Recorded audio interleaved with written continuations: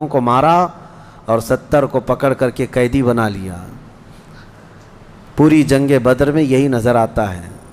لیکن میرے عزیزو، اگر انصاف کی عینک رکھنے والا غور سے ان حالات کو پڑھے گا تو اس نتیجے کو پہنچے گا، اسلام میں یہ جتنی جنگیں ہوئیں جس میں حضور پاک صلی اللہ تعالیٰ علیہ وسلم تشریف لے گئے، اکثر کا تعلق ڈیفنس سے ہے، یہ ڈیفینسیو رہی ہیں۔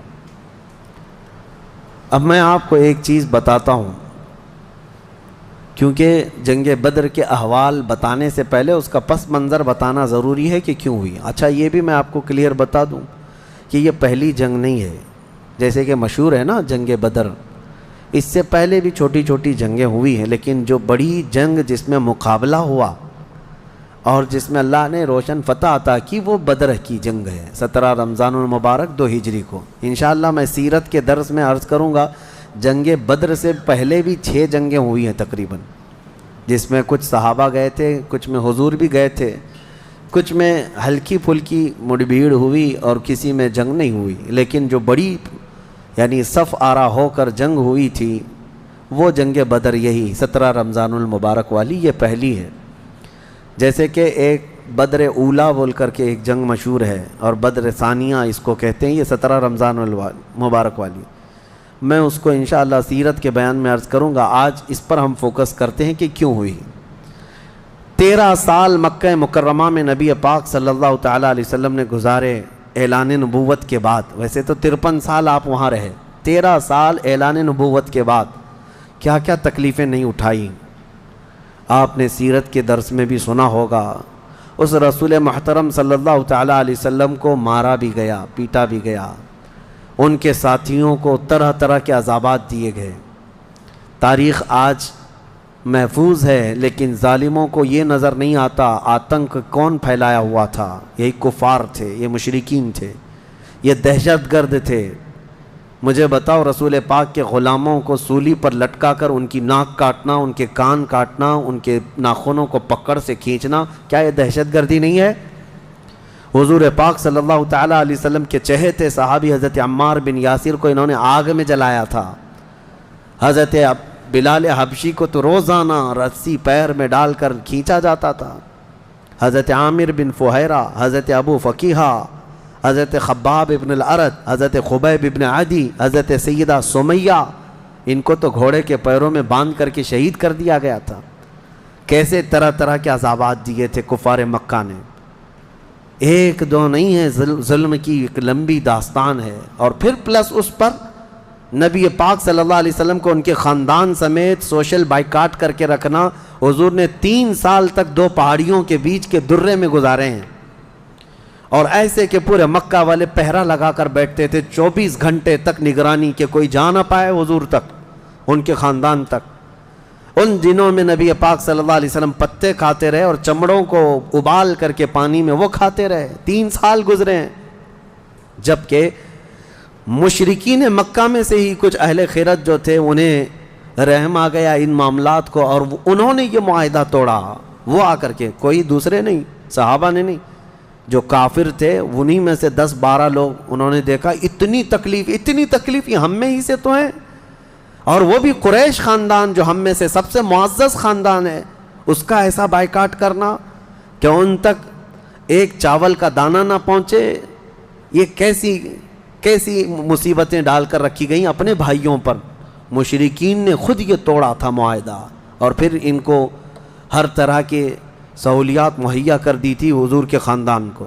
یہ تکلیفیں، 70 صحابہ مکہ چھوڑ کر کے حبشہ جا چکے تھے ہجرت کر کے، معمولی بات ہے؟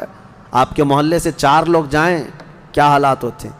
یہ آج ظالم کتے جو ہے گھروں کے دروازوں پر زبردستی کا بورڈ لگا کر کے پلائن کرتے رہتے ہیں، ہاں، کہ یہاں سے محلہ خالی ہو رہا ہے مسلمانوں کی وجہ سے، ایک ہندو گھر یہاں سے شفٹ ہو رہا ہے، ہجرت کر رہے ہیں، مائیگریٹ کر رہے ہیں۔ یہ ناٹک ہے، کوئی چیز نہیں۔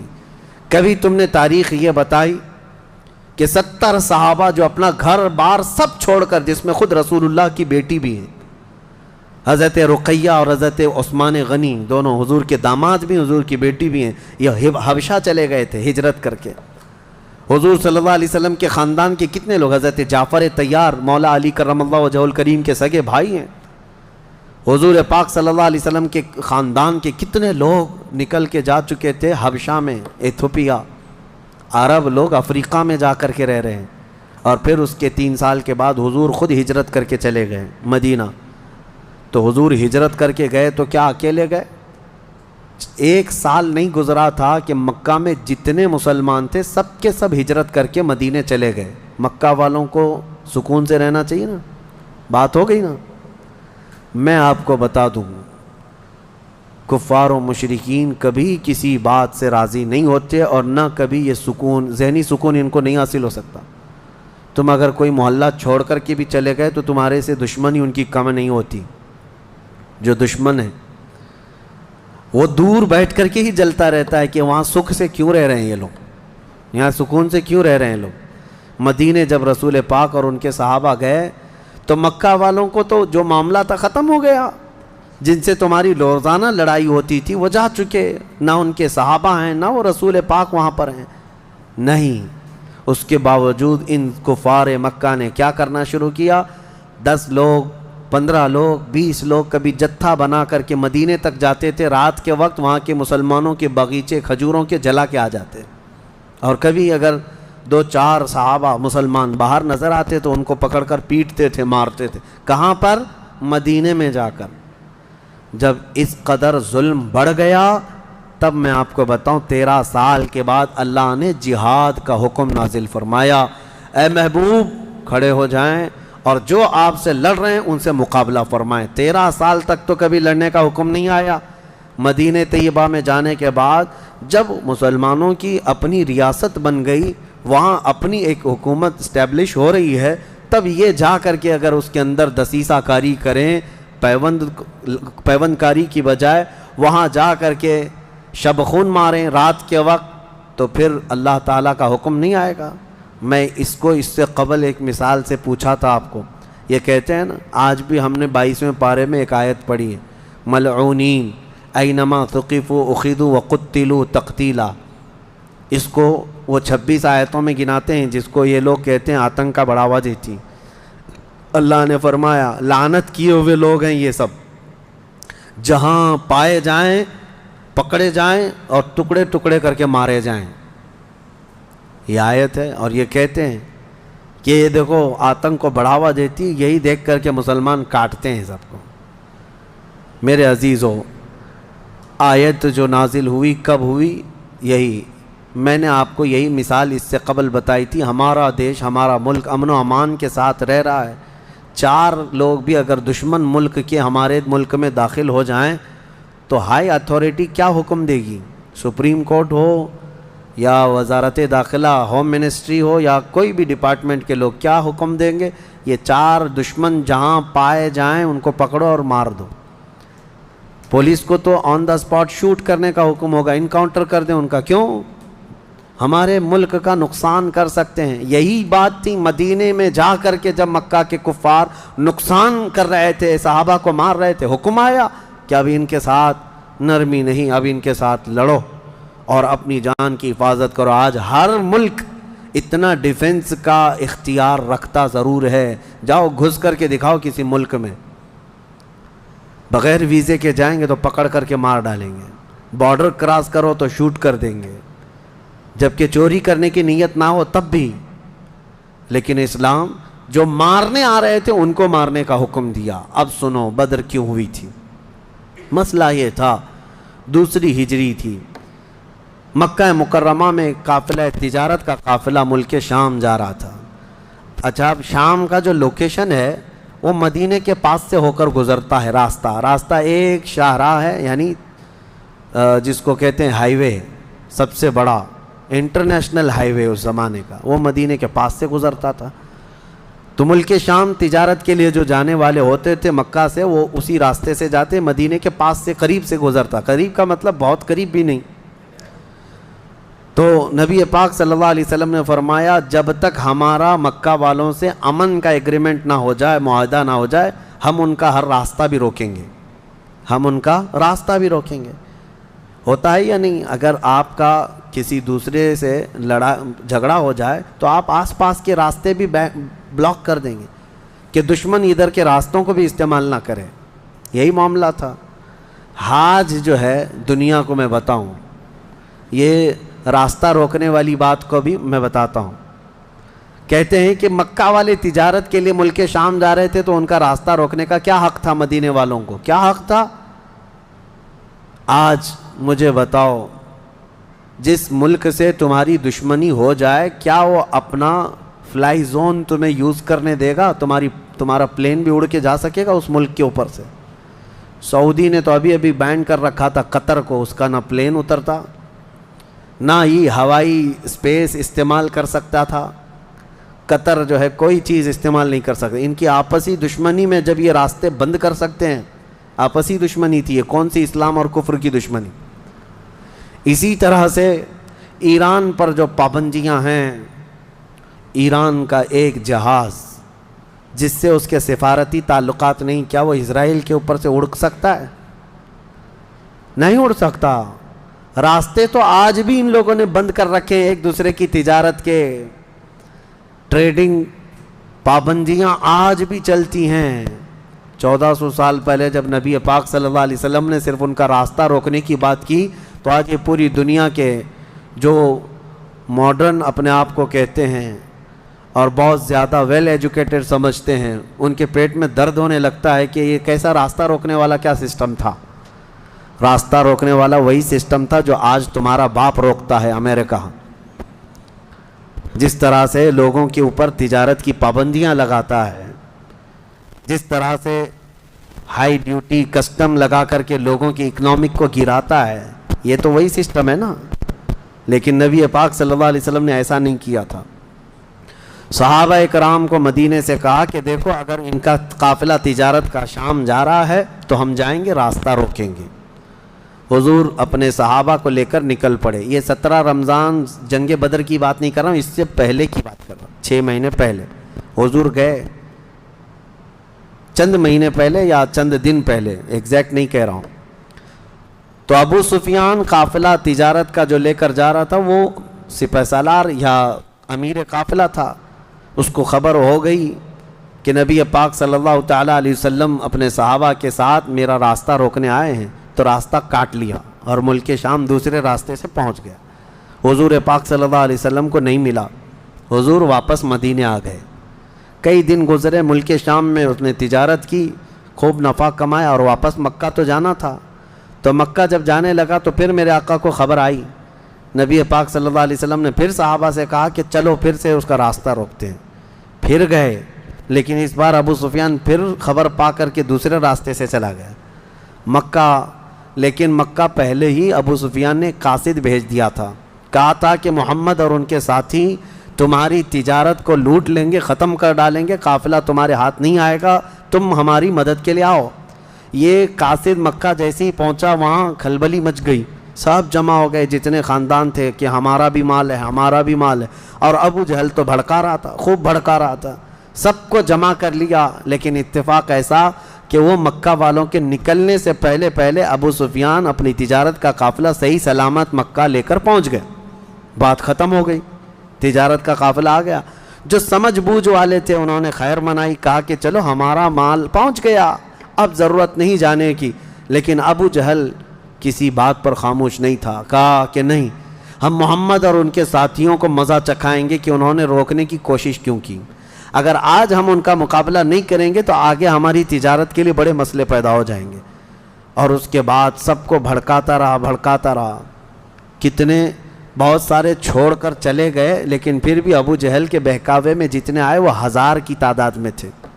اور وہ لوگ پورے ہتھیار سے لیس ہو کر ساز و سامان سب لے کر کے نکل پڑے مدینے آنے کے لیے کہ مدینے جا کر کے ان کا سب اینٹ سے اینٹ بجا کر کے آئیں گے. اب نبی پاک صلی اللہ علیہ وسلم راستے میں نہیں تھے. 2 بار گئے اور واپس آئے، قافلہ روکنے کے لیے واپس آئے. لیکن جیسی حضور کو یہ خبر ہو گئی کہ وہ لوگ مدینے پر حملہ کرنے کے لیے نکل رہے ہیں. اصل وجہ سن لیجئے بدر کی اصل وجہ. جب وہ لوگ 1000 کی تعداد میں مکہ سے نکل چکے تھے اور میرے آقا کو یہ خبر مل گئی، مخبر نے آ کر بتایا کہ جنگ کی تیاری سے مدینے کے اوپر حملہ آور ہونے کے لیے نکلے ہیں مکہ کے لوگ. اب نبی پاک صلی اللہ علیہ وسلم نے صحابہ سے فرمایا کہ ان کو مدینے پہنچنے مت دینا، اگر مدینے آ گئے تو مدینے کو توڑ پھوڑ کریں گے، شہر میں داخل ہوں گے، جنگ ہوگی تو کچھ نہ کچھ گھر ٹوٹیں گے، کسی کی آبادی اجڑے گی، کچھ نہ کچھ نقصان ہوگا، لہذا ہم خود مدینے سے باہر نکلتے ہیں. نبی پاک صلی اللہ علیہ وسلم اب اس ارادے سے اپنے صحابہ سمیت باہر نکلے. اس میں تعداد مختلف روایات کے مطابق 313، 314، 315، 319 اور ایک میں 360 اصحاب بدر کی تعداد پہ الگ الگ روایات ہیں. 313 صحابہ کی روایت بہت سارے محدثین نے روایت کی ہے، اور 360 کی بھی روایت ہے، 360 لوگ بھی تھے. بہرحال وہ اس طور پر کہ بچے دوسرے لوگ سب ملا کر کے کسی نے شمار کیا اور کسی نے صرف خالص جنگ کرنے والوں کو شمار کیا. اس میں سارے بڑے بڑے اجلہ صحابہ ہیں، سیدنا ابو بکر صدیق، سیدنا عمر فاروق، سیدنا حیدر کرار، علی مرتضیٰ رضی اللہ تعالیٰ عنہ، دیگر اصحاب. ہاں، حضرت عثمان غنی رضی اللہ تعالیٰ عنہ اس میں شامل نہیں تھے. اس کی وجہ یہ تھی کہ حضور صلی اللہ علیہ وسلم کی بیٹی حضرت رقیہ بیمار تھیں، مدینے میں تھی. نبی پاک صلی اللہ تعالیٰ علیہ وسلم نے حضرت عثمان سے کہا کہ تم اپنی اہلیہ میری بیٹی کی تیمارداری میں رہو، تمہیں بدر میں شریک ہونے کا برابر ثواب دیا جائے گا. حضرت عثمان غنی مدینے میں تھے. اسی وجہ سے آج بھی اصحاب بدر کے ناموں کی جب تلاوت ہوتی ہے نا تو حضرت عثمان کا نام بھی اس میں آتا ہے. وہ اگرچہ جنگ میں گئے نہیں تھے لیکن اسماء بدر میں ان کا نام شامل ہے. آپ پڑھ کر کے دیکھنا یا سننا تو حضرت عثمان غنی کا بھی نام ہے، کیونکہ مال غنیمت جب تقسیم ہو رہا تھا تو حضور نے حضرت عثمان کو بھی اس میں سے حصہ دیا تھا. خیر، جب نبی پاک صلی اللہ تعالیٰ علیہ وسلم یہ صحابہ کو لے کر نکلے، اب مدینے سے 160 کلومیٹر مکہ کی طرف کا یہ راستہ ہے بدر. بدر ایک علاقے کا نام ہے، وہاں ایک کنواں تھا جس کا نام بدر تھا، جس کی وجہ سے اس علاقے کا نام بدر پڑا. اب حالات دیکھیں کیسے آزمائش کے بڑھتے گئے. میں مختصراً انداز میں آپ کے سامنے رکھوں گا. یہ جنگ کا پس منظر تھا. حضور لڑنے کے لیے گئے نہیں تھے بلکہ ڈیفینس کے لیے، کہ مکہ والے نکل چکے تھے. اب مکہ والے آ کر جس جگہ پڑاؤ کیے وہ بھی بدر تھا، وہاں کنواں تھا، پانی تھا، اس کے لیے وہاں پر ان لوگوں نے بھی قیام کیا. میرے آقا صلی اللہ علیہ وسلم نے بھی اپنا لشکر انداز کر دیا.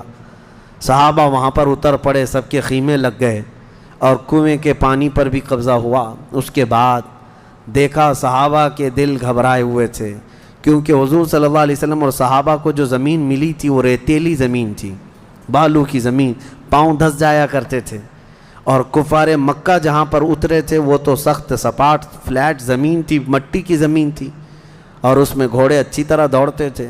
یہ ریتیلی زمین پر گھوڑوں کے پیر بھی گھس جاتے اور انسانوں کے بھی. اچھا، یہ بات بھی میں بتا دوں، کل تعداد صحابہ اکرام رضوان اللہ تعالیٰ علیہ مجمعین کے ساتھ 313 صحابہ میں صرف 4 گھوڑے تھے. 4 گھوڑے، یہ 4 گھوڑوں پر بیٹھ کر کے گئے ہیں. کون سوار ہوا ہوگا، کون پیدل چلا ہوگا؟ اور اونٹوں کی کچھ تعداد. اس کے علاوہ تلوار سب کے پاس نہیں، اور جس کے پاس ہے ان کی سبزیاں بھی کٹتی نہیں. ان حالات میں تو وہ گئے تھے. نبی پاک صلی اللہ تعالیٰ علیہ وسلم کے ساتھ جب گئے، اب وہاں پر صحابہ اکرام کے دلوں کے اندر تھوڑی گھبراہٹ آنے لگی کہ ہم زمین اس طرح کی ہے، اور تعداد جب ان کی دیکھتے ہتھیار سے لیس تو یہ عرض کرتے کہ کیا ہوگا. پہلی جنگ ہو رہی تھی نا، آمنا سامنا پہلی مرتبہ ہو رہا تھا. اب نبی پاک صلی اللہ تعالیٰ علیہ وسلم سب صحابہ کو لے کر رات کو بیٹھتے ہیں. اب اس میں جو نبی پاک صلی اللہ تعالیٰ علیہ وسلم کے سامنے صحابہ اکرام سے مشورہ ہو رہا تھا، اب وہ ایمان کی بات ہے. حضور نے صحابہ کی بات یہ سنی کہ جو مہاجرین تھے وہ یہ کہہ رہے تھے کہ انصار کا تو کچھ گیا نہیں، ہمارا گیا ہے. مکہ میں ہمارے مال لوٹے، ہماری جائیدادیں لوٹیں. انصار مدینے میں رہتے ہیں، مکہ کے کفار نے ان کا تو کچھ بگاڑا نہیں. ہو سکتا ہے کہ انصار جو ہے جنگ میں انٹرسٹ نہ لیں، ان کا کیا گیا ہے؟ یہ مہاجرین کی جنگ ہے. انصار جو ہے ہو سکتا ہے انٹرسٹ نہ لیں، وہ نہ آئیں. یہ ان کے دلوں میں بات تھی. حضور پاک صلی اللہ علیہ وسلم نے محسوس کر لیا، کیونکہ 69 انصار صحابہ اس کے اندر تھے. 69 بڑی تعداد ہوتی، 70 صحابہ تقریباً انصار تھے۔ اب دلوں میں جب یہ بات آئی مہاجرین کے کہ پتہ نہیں ہے لڑیں گے کہ نہیں لڑیں گے، کیونکہ ان کا تو کچھ گیا نہیں ہے نا، جیسے آج لوگ کہتے ہیں میرا تھوڑی نا اس سے کوئی مسئلہ ہے۔ تو پھر نبی پاک صلی اللہ علیہ وسلم نے رات کے وقت انصار صحابہ کو پہلے بلایا، سب بیٹھے ہوئے تھے، مشورہ کرنا تھا۔ سید الانصار حضرت سعد ابن معاذ رضی اللہ تعالیٰ عنہ انصار کے سردار تھے، بلایا اور پوچھا کہ تمہارا کیا مشورہ ہے، آپ کا کیا مشورہ ہے جنگ کے سلسلے میں؟ سنو، حضور پاک صلی اللہ تعالیٰ علیہ وسلم کی بارگاہ میں حضرت سعد بن معاذ سب سے پہلا جواب کیا دیتے ہیں؟ کہتے ہیں یا رسول اللہ صلی اللہ علیہ وسلم، پورے انصار کی طرف سے تو میں ترجمانی کرنے کے لیے کھڑا ہوں، لیکن میرے آقا کیا ہم بھی کوئی پوچھے جانے کی چیز ہیں؟ آپ کے سلسلے میں ہم بھی کوئی پوچھے جانے کی چیز ہیں؟ اور حضرت سعد ابن معاذ کہتے ہیں قسم رب ذوالجلال کی، مدینے سے برق الغماد یمن تک بھی آپ جائیں انصار کا ہر بچہ آپ کے قدموں کے ساتھ ہوگا۔ آپ تو صرف بدر تک آئے یا رسول اللہ، اگر ہمیں پیدل یمن تک بھی لے جاتے ہم آپ کے پیچھے جاتے۔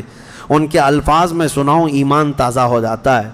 حضرت سعد ابن معاذ رضی اللہ تعالیٰ عنہ فرماتے ہیں یا رسول اللہ صلی اللہ علیہ وسلم، آج میں سارے انصار صحابہ کی طرف سے ترجمانی کرتے ہوئے، جس کو کہتے ہیں ریپریزنٹیٹیو، میں کھڑا ہوں، عرض کرتا ہوں میرے آقا اگر کسی کے ذہن میں یہ بات ہے تو وہ نکال دے کہ ہم صرف اپنے وطن میں رسول اللہ کی مدد کرتے ہیں، بلکہ اللہ کے نبی صلی اللہ تعالیٰ علیہ وسلم جس کونے میں جائیں گے انصار کو وہاں حضور پائیں گے۔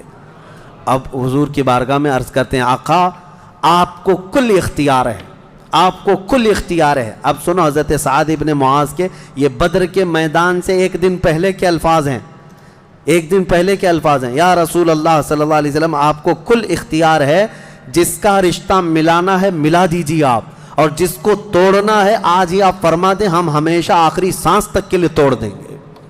اگر آپ فرما دیں کہ اس کی بیوی اس کے لیے حلال نہیں، اس کا بیٹا نہیں، یا رسول اللہ آخری سانس تک ہم اس سے رشتہ توڑ دیں گے۔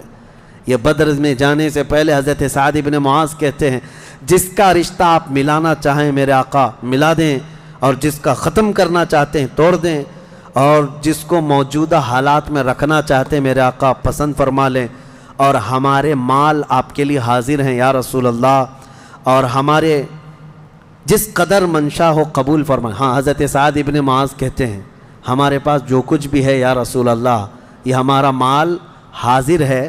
اب یہ دیکھو ادب کے الفاظ، حاضر ہے یا رسول اللہ، جتنا آپ کو چاہیے ہمارا پورا مال قبول کر لیں اور جتنا چاہے چھوڑ دیں، اور قسم رب ذوالجلال کی جو آپ نے چھوڑ دیا وہ دنیا کی سب سے بری چیز ہے ہمارے لیے، جو آپ نے قبول کیا وہ ہمارے لیے سب سے عمدہ چیز ہے۔ یہ بدر کے میدان میں حضرت سعد ابن معاذ رضی اللہ تعالیٰ عنہ کی تقریر چل رہی ہے، اور اس کے بعد حضور پاک صلی اللہ تعالیٰ علیہ وسلم کی بارگاہ میں یہ کہتے ہیں یا رسول اللہ قسم اس رب ذوالجلال کی جس نے آپ کو سچی نبوت کے ساتھ بھیجا، اللہ کی قسم اگر آپ ہمیں حکم دیں سمندر کو چیر کر نکل جانا ہے، رب ذوالجلال کی قسم یا رسول اللہ انصار کا ہر بچہ سمندر میں کود پڑے گا۔ یہ بدر سے پہلے کی تقریر۔ اب ان کی تقریر سن کر حضور بڑے خوش ہوئے، میرے آقا صلی اللہ تعالیٰ علیہ وسلم نہایت ہی خوشی کا اظہار فرماتے ہیں، اور اس کے بعد پھر حضرت مقداد بن اسود ایک صحابی ہیں کھڑے ہوتے ہیں، پوچھا یا رسول اللہ صلی اللہ علیہ وسلم آپ صحابہ سے مشورہ لے رہے ہیں کس بات کا؟ کہا جنگ ہونا چاہیے نہیں ہونا چاہیے؟ حضرت مقداد بن اسود کہتے ہیں یا رسول اللہ ہم بنی اسرائیل نہیں ہیں جنہوں نے موسیٰ علیہ السلام سے کہا تھا اے موسیٰ آپ اور آپ کا خدا جائیے قوم جبارین سے لڑیے، ہم یہاں بیٹھ کے دیکھیں گے۔ نہیں یا رسول اللہ ہم امت محمدیہ ہیں، جہاں میرے آقا کا پسینہ گرے گا ہم سب کا خون کا قطرہ وہاں گرے گا، جب تک ہمارے جسم میں آخری قطرہ بھی خون کا باقی ہے ہم میں سے کوئی پلٹنے کا تصور بھی نہیں کرتا۔ یہ رسول پاک صلی اللہ علیہ وسلم کے چہیتے صحابہ کی تقریریں تھیں، سب کے جذبے جوان تھے، کوئی لوٹنا نہیں چاہتا کوئی پلٹنا نہیں چاہتا۔ اب صحابہ کو باہر کر کے حضور خیمے میں چلے گئے۔ اب سنو، حضور پاک صلی اللہ تعالیٰ علیہ وسلم جیسے ہی خیمے میں گئے، جہاں آج مسجد عریش بنی ہے، اس کو عریش کہا جاتا حضور کے خیمے کو، حضور سجدے میں گر گئے۔ سجدے میں گرنے کے بعد نبی پاک صلی اللہ تعالیٰ علیہ وسلم اتنا گریہ وزاری کر رہے تھے، اتنا رو رہے تھے سجدے میں حضور پاک صلی اللہ علیہ وسلم۔ اور جو صحابی ان کی خدمت میں کھڑے تھے وہ کہتے ہیں نبی پاک صلی اللہ تعالیٰ علیہ وسلم کی الفاظ میں سن رہا تھا، ابتحالات کو عرض یوں کر رہے تھے، اے اللہ، ایک چھوٹی سی فوج، ایک چھوٹی سی جماعت تیرے دین کی نصرت کے لیے میدان میں اتری ہے۔ اے اللہ، اگر اس جماعت کی تو کل مدد نہ کرے گا تو قیامت تک اس روئے زمین پر کوئی سجدہ کرنے والا نہیں آئے گا۔ اے اللہ، قیامت تک کوئی تیری عبادت نہیں کر سکے گا۔ یہ محبوبانہ انداز ہے میرے آقا کا، یہ کوئی دھمکی نہیں اللہ کو۔ رب تعالیٰ کی بارگاہ میں گڑ گڑانا کہ مولا اگر ان کی مدد نہیں کرے گا تو پھر کون تیری عبادت کرے گا۔ اور اس کے بعد اچانک حضور صلی اللہ علیہ وسلم اٹھے سجدے سے، پیشانی چمک رہی تھی اور حضور مسکرا رہے تھے۔ دو صحابہ کھڑے تھے، کہا یا رسول اللہ صلی اللہ علیہ وسلم، آپ اتنی گریہ وزاری کرتے کرتے بھی مسکرانے لگے۔ کہا میرے رب نے میری ڈھارس بندھا دی، مبارک ہو، بشارت ہو، میں نے ابھی ابھی جبرائیل کو جنگی لباس پہن کر اترتے دیکھا ہے۔ جبرائیل امین آ گئے ہیں۔ وہ صحابہ دوڑے دوڑے گئے، باہر جا کر کہے مبارک ہو، اللہ کے نبی کو مدد آ گئی ہے۔ ابھی رات کا حصہ گزرا نہیں تھا کہ بارش برسنے لگ گئی۔ میرے آقا نے فرمایا میرے صحابہ، اللہ کی دوسری مدد آ گئی۔ صحابہ نے پوچھا یہ کیسے؟ کہا جاؤ میدان میں دیکھو، ریت کی زمین پر بارش ہوئی تھی تو ریت پوری جمع ہو گئی، مضبوط ہو گئی، اور کافروں کی زمین پر بارش برسی تو کیچڑ ہو گیا، ان کے پیر پھسلنے لگ گئے، ان کے گھوڑے بدکنے لگ گئے، اور صحابہ کے پیر ریت میں بالکل مضبوط جم کر رہ گئے۔ حضور نے فرمایا بارش بھی اللہ نے تمہاری مدد کے لیے نازل فرمائے۔ صبح اٹھتے ہیں، صبح ہوتی، حضور اکرم نہیں، رات کے وقت ہی، ابھی رات کا وقت ہے، صحابہ کے دل کی تسلی کے لیے میرے آقا اپنے ہاتھ میں ایک چھڑی لے کر جاتے ہیں میدان میں، صحابہ پیچھے پیچھے ہیں، لکیر کھینچا، حضور نے فرمایا کل یہاں ابو جہل گر کے مرے گا۔ دوسری لکیر کھینچا اور کہا یہاں عتبہ مرے گا۔ تیسری لکیر کھینچ کر کہا یہاں شیبہ مرے گا۔ یہ بڑے بڑے پہلوانوں کے نام حضور گنا رہے تھے۔ صحابہ دل ہی دل میں خوش ہو رہے تھے، ان کا یقین کامل اتنا تھا نبی نے جو فرما دیا وہ ہو کر رہے گا۔ رات کے وقت ہی صحابہ کو یہ معلوم تھا ان کفار کے کتنے وکٹ گرنے والے ہیں، کتنے پہلوان زمین بوس ہونے والے ہیں، کتنے موت کی گھاٹ پہنچنے والے ہیں۔ صحابہ کو یہ معلوم ہو گیا تھا اور دل چوڑے تھے، سینے کشادہ تھے۔ صبح ہوتی ہے، نبی پاک صلی اللہ تعالیٰ علیہ وسلم ابھی اپنے خیمے میں تھے، عریش میں، میدان بدر کے خیمے میں تھے۔ ایک صحابی دوڑتے ہوئے آتے ہیں، آ کر کے بارگاہ مصطفیٰ میں عرض کرتے ہیں یا رسول اللہ صلی اللہ علیہ وسلم، ہماری تعداد بڑھ گئی، ہماری تعداد بڑھ گئی۔ حضور پاک صلی اللہ علیہ وسلم سے وہ کہہ رہے ہیں پہلے کافروں کی تعداد اتنی زیادہ تھی، 1000 کی تعداد، صحابہ دیکھتے گھبرا جاتے، اور اس پر وہ کمینے کیا کر رہے تھے؟ رات بھر ناچ رہے تھے، گانے گا رہے تھے، کباب بھون رہے تھے اور نعرے لگا رہے تھے جیت ہماری، جیت ہماری، جیت ہماری، جیت ہماری۔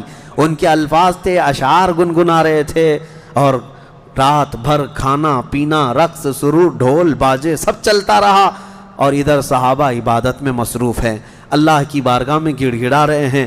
اور صبح جب ہوئی تو ایک صحابی دوڑتے ہوئے آئے، کہا میرے آقا ہماری تعداد بڑھ گئی ہے، 313 نکلے تھے لیکن میدان میں اب بہت زیادہ ہو گئے ہیں ہم لوگ۔ حضور پاک صلی اللہ علیہ وسلم نے فرمایا میرے چہیتے، جاؤ وہ ہماری تعداد نہیں، اللہ کے ملائکہ آ چکے، اللہ کے فرشتے آ چکے تمہارے اس فوج کے اندر۔ صحابہ کہتے ہیں جب میدان میں ہم اترے، اب یہ 17 رمضان المبارک جمعہ کا دن تھا، یوم البدر، یوم الفرقان جس کو کہتے ہیں۔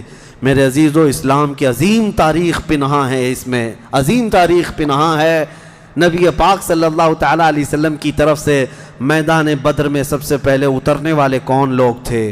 کون لوگ تھے؟ سب سے پہلے نبی پاک صلی اللہ تعالیٰ علیہ وسلم کی طرف سے حضرت امیر حمزہ رضی اللہ تعالیٰ عنہ، دوسرے حضرت ابو عبیدہ بن جراح، تیسرے حیدر کرار شیر خدا، علی مرتضیٰ رضی اللہ تعالیٰ عنہ، یہ تینوں حضرات اترے، اور ان کے مقابل میں جو کفار آئے تھے وہ اپنے اپنے وقت کے بڑے بڑے پہلوان تھے، بڑے بڑے پہلوانوں کو انہوں نے اتارا تھا میدان بدر میں، اور جب مقابلہ ہوا تو سب سے پہلا وار حضرت امیر حمزہ کا سامنے والے پر پڑا، وہ گاجر کی طرح کٹ کر گر گیا ایک ہی وار میں۔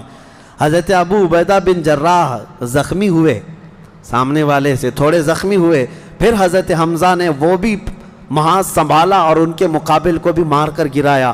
ادھر حضرت علی کرم اللہ وجہہ الکریم کی عمر کم تھی، اس وقت ان کی عمر زیادہ نہیں تھی، 22 سال کی عمر یا 25 سال کے اس وقت کی عمر تھی حضرت علی کرم اللہ وجہہ الکریم کی۔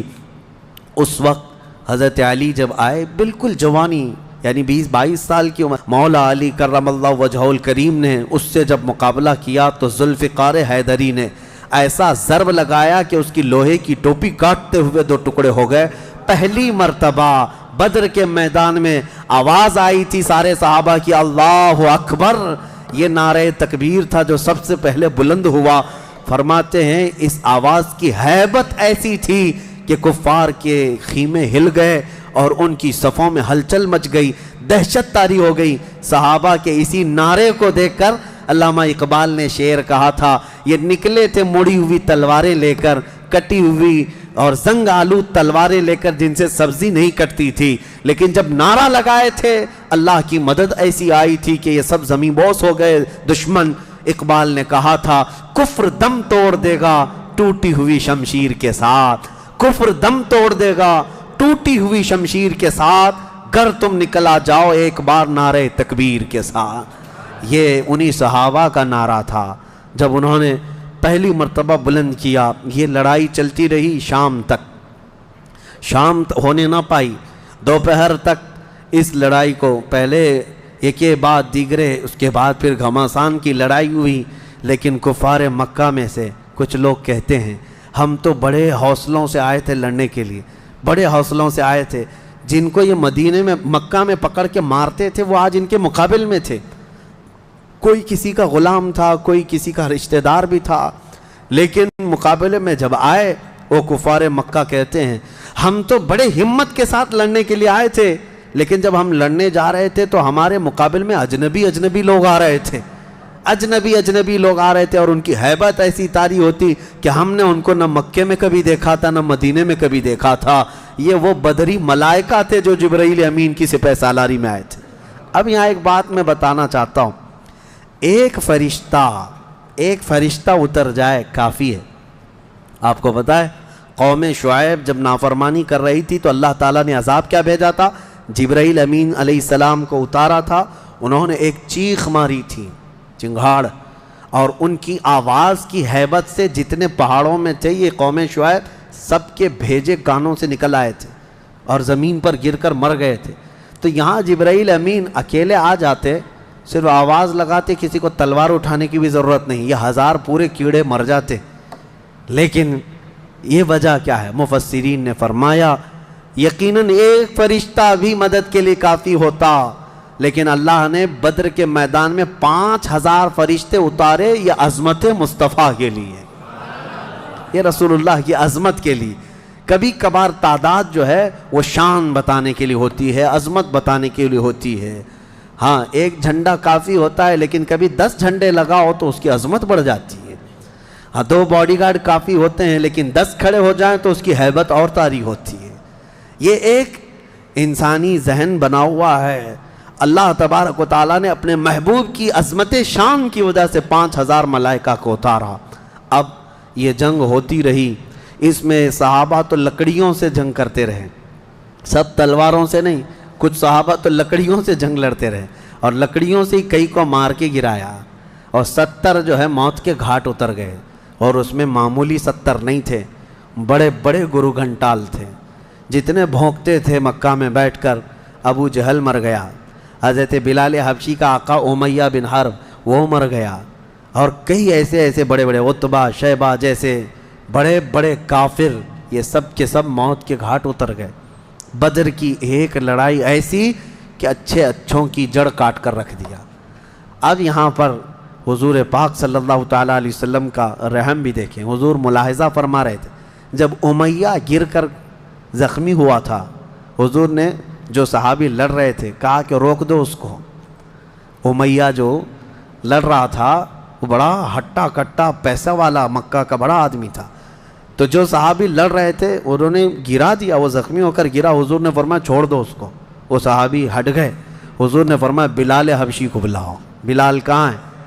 بلال آئے، کہا اے بلال آؤ، جتنا اس نے تڑپایا تھا خوب آج تم بدلا لو اس کے ساتھ، کیونکہ یہی وہ تھا جو حضرت بلال کو ایک ڈرم میں ڈال کر دن بھر رکھتا تھا، لوہے کی ایک ٹاکی بنا کر اس میں ڈال کر اوپر سے ڈھکن ڈال کر گرم دھوپ میں ان کو ایسی رکھ دیتا تھا، بغیر کھانا پانی دیے شام تک ان کو کھولا جاتا تو ان کا جسم پورا اجمرا ہو جاتا تھا۔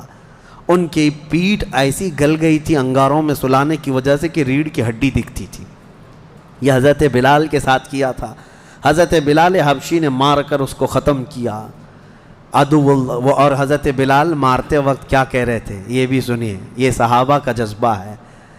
کہتے ہیں اس کو قتل کیا اور یوں کہا انت عدو اللہ و عدو رسولنا، میں نے تجھے مار دیا ہے اس لیے کہ تو اللہ کا اور میرے حبیب کا دشمن تھا، یہ نہیں کہ مجھے تڑپاتا تھا، یہ نہیں کہ تو نے مجھے بہت مارا ہے اب چکھ لے مزہ۔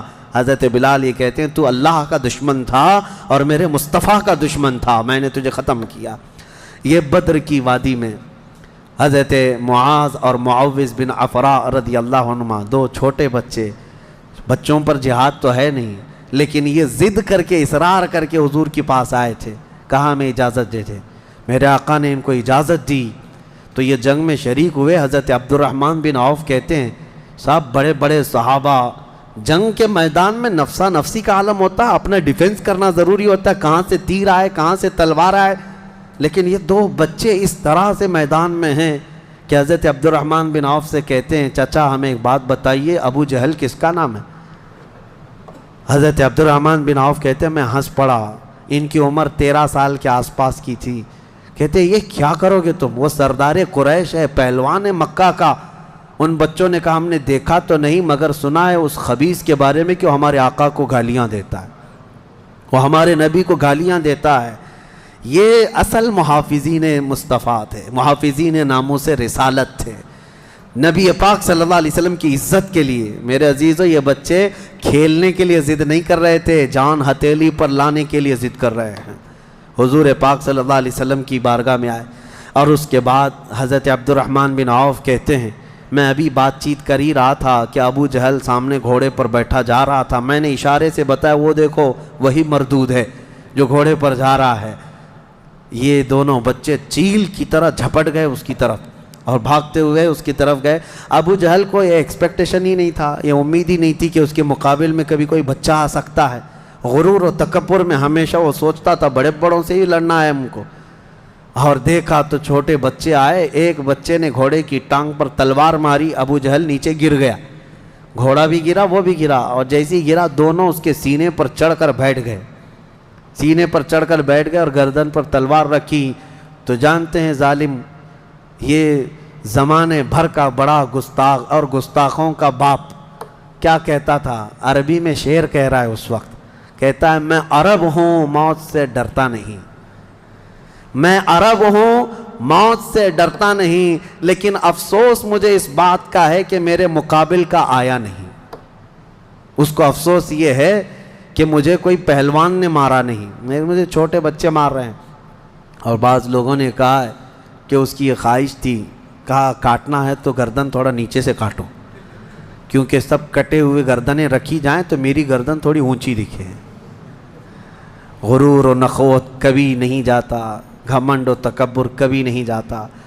ان بچوں نے ختم تو کر دیا ابو جہل کو، اور مشہور ہے کیا ہی بہترین کہا، ہم جیسے لاکھوں کروڑوں کی جوانیاں ان بچوں کے قدموں پر قربان، ہم ان کے ناخنوں تک بھی نہیں پہنچ سکتے جنہوں نے دفاع کیا ہے، ڈیفنس کیا ہے میرے مصطفیٰ کی عزت کا۔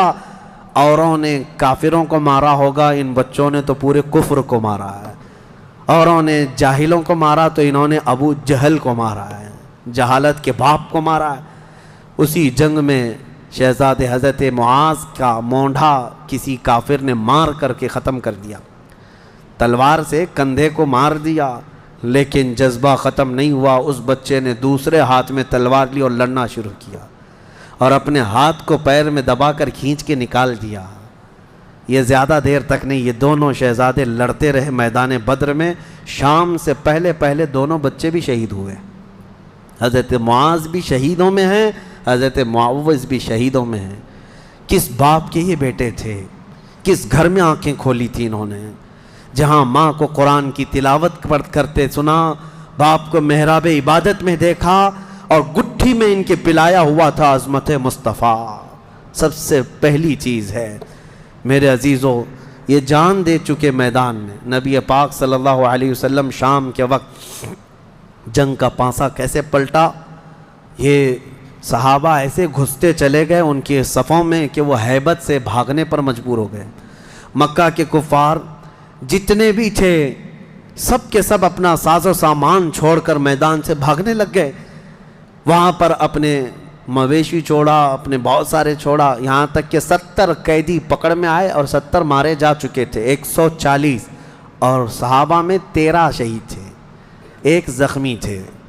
13 شہید ہوئے، 1 زخمی تھے. حضرت عبیدہ بن حارث وہ بھی راستے میں جا کر شہید ہوئے. تو جنگ بدر کے ٹوٹل شہید 14 ہیں، باقی وہ 70 اور 140 پورے ٹوٹل یعنی قیدی ملا کر. شام کے وقت اب سنو میرے آقا صلی اللہ علیہ وسلم کا معجزہ. صحابہ کہتے ہیں حضور نکلے، میدان میں آئے، سب کافروں کی لاشیں ایک جگہ کھینچ کر لا کر گڑھے میں ڈال دی گئیں. لیکن لاشیں دیکھنے کے لیے حضور میدان میں جا رہے تھے. صحابہ کہتے ہیں قسم خدا کی ہم نے دیکھا حضور نے جس کے لیے جو دائرہ کھینچا تھا وہ کافر وہیں گر کے مرا تھا، ایک بال بھی باہر نہیں تھا. حضور نے جس کے لیے لکیر کھینچا تھا وہ کافر اسی میں گر کر مرا ہوا تھا. حضور نے جو نشان بنایا تھا ابو جہل وہیں مرا ہوا تھا، عتبہ وہیں مرا ہوا تھا، شیبہ وہیں مرا ہوا تھا. آج کے منافقین کے لیے بھی یہ درس ہے. یہ دیکھیں جنگ بدر کی تاریخ کو، نبی پاک صلی اللہ علیہ وسلم ایک دن پہلے یہ بتا رہے ہیں کہ کون کہاں مرے گا، اور یہ ابھی تک اس بحث میں ہے کہ پیٹ پیچھے کا علم نہیں، دیوار پیچھے کا علم نہیں، یا اپنے جیسا نبی کو بھی قیاس کرتے ہیں. اللہ ہدایت عطا فرمائے. اب شام کے وقت سارے وہ لاشوں کو لا کر ایک گڑھے میں جمع کر دیا، اور جو مسلمان صحابہ تھے ان کی لاشیں جمع کی گئیں اور ان کو عزت کے ساتھ احترام کے ساتھ اسی بدر کے میدان کے قریب دفن کر دیا گیا.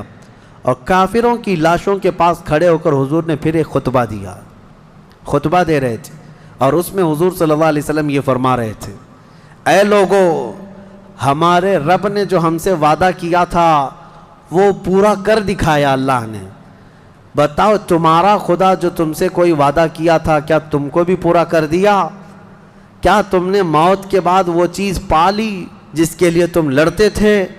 صحابہ پوچھنے لگے یا رسول اللہ صلی اللہ علیہ وسلم آپ یہ کس کو سنا رہے ہیں؟ یہ مرے ہوئے کفار کو. حضور نے فرمایا یہ تم سے بھی زیادہ سنتے ہیں، مرنے کے بعد وہ تم سے بھی زیادہ سنتے ہیں. اسی لیے حضور پاک صلی اللہ علیہ وسلم نے فرمایا کہ مردہ لوگوں کی باتیں تو چھوڑیں، چلنے والوں کے پیر کے چپل کے نیچے جو آواز آتی ہے وہ بھی مردہ سنتا ہے، اس کے کان بڑھ جاتے ہیں. اب مجھے بتاؤ میرے عزیزو، بدر میں مارے گئے ہوئے غلیظ قسم کے کافر جب باتیں سن سکتے ہیں تو اللہ کے اولیاء اپنی قبروں میں کیوں نہیں سنتے؟ انبیاء کرام اور اولیاء کرام اپنی قبروں میں نہیں سنتے؟ ہم جاتے ہیں اور اسی یقین کے ساتھ جاتے ہیں کہ وہ قبروں میں ہماری باتوں کو سنتے بھی ہیں، اور اللہ نے ان کو تصرف اور اختیار دیا ہو تو ہمارے حق میں اللہ کی بارگاہ میں سفارش بھی کرتے ہیں. یہ ہے جنگ بدر. اس کا خلاصہ یہی ہے کہ وہ اگرچہ 313 نہتے تھے لیکن یقین کامل تھا. اسی کو اقبال نے کہا ہے، یقین محکم عمل پہ ہم، جہاد محبت فاتح عالم، جہاد زندگانی میں ہیں یہ مردوں کی شمشیریں. کہ یہ وہ صحابہ تھے، ان کے بارے میں کہتے ہیں اللہ کے شیروں کو آتی نہیں روبائی. اللہ کے شیروں کو آتی نہیں روبائی. یہ لومڑی کی طرح نہیں رہتے بلکہ ان کا عزم حوصلہ بڑا جوان تھا، اور میدان میں اترے تھے تو نہ یہ تلواروں کے بھروسے آئے تھے، نہ ہاتھی گھوڑوں کے بھروسے آئے تھے، بلکہ ان صحابہ کا صرف یقین یہ تھا اللہ ہمارے ساتھ ہے، رسول ہمارے ساتھ ہے۔ اے مومنوں، آج اس بدر کی تاریخ کے بعد میں آپ سے بھی یہی کہنا چاہوں گا، آج جتنے بھی ابو جہل ناچ رہے ہوں ان کو ناچنے دو اور پکار کر کہو ان اللہ معنا، بے شک اللہ ہمارے ساتھ ہے، بے شک اللہ ہمارے ساتھ ہے۔ آزمائش ہوگی، امتحان ہوگا، کچھ تو مریں گے کچھ تو کٹیں گے، لیکن غلبہ حق کا ہی ہوگا۔ حل الحق یعلو ولا یعلی علیہ، فرمایا گیا حق ہمیشہ بلند ہو کر رہے گا، اس کے اوپر کوئی غالب نہیں آئے گا۔ ہو سکتا ہے صدیوں تک اس کو کوئی پکڑ کر کے رکھے، حق کو گرفتار کر کے رکھے، لیکن کبھی بھی وہ اس طرح نیست و نابود نہیں کیا جائے گا۔ قیامت تک حق کو بلند ہونا ہے۔ اللہ کریم ہم سب کو حق جماعت کے ساتھ زندہ رکھے اور ہمیں غلبہ اسلام کا وہ سنہرا دور عطا فرمائے، جب ہم دیکھیں ہمارے ہر گھر سے آواز آئے لبیک یا لبیک یا لبیک یا۔